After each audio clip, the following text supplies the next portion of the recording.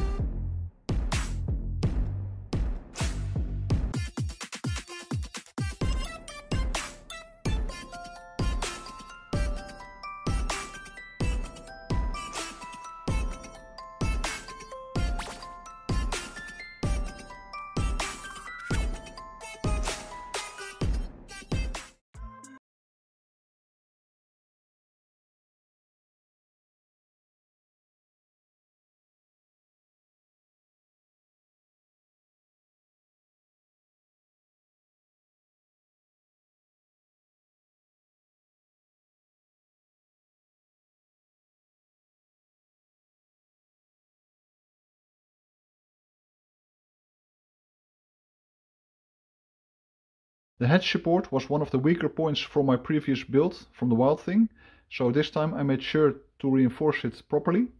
So when we flip it, I used carbon laminated strips, and where I attached the bolts for the thumb screws I used 3mm ply, and I also added a 50 grams per square meter glass weave all around to secure the deck edge properly. This time I'm quite confident that this will stay put.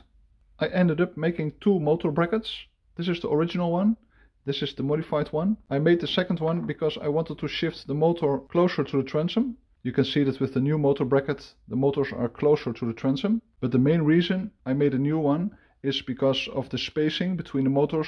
In this case is 58mm and I wanted to reduce it. And in this case it's only 52mm. I took notice of Ironclad RC's build video of his Delta Force 29. He uses 50mm spacing and I use 52. So I thought that is a good reference. These wooden strips are just temporary. They are just to keep the right dimension and to keep a square assembly. Now I glued the motor bracket in place and the next step is to put it in the hole. And once I glued it in the hole, I will remove these. Here's a detail of the glue. I used thickened epoxy with carbon fiber strands. And finally this assembly became very strong. I installed the first stinger. I also finished the epoxy glue. So I smoothed it out. As I installed the stinger tube to this housing, I noticed that the angle was off. Instead of facing perpendicular with the transom, the stinger was a little bit like this. So I glued a small wedge plate directly to the transom, correcting the angle. So now the stinger is perfectly perpendicular with the transom. Alright guys, thank you for watching and I hope to see you next time. Bye!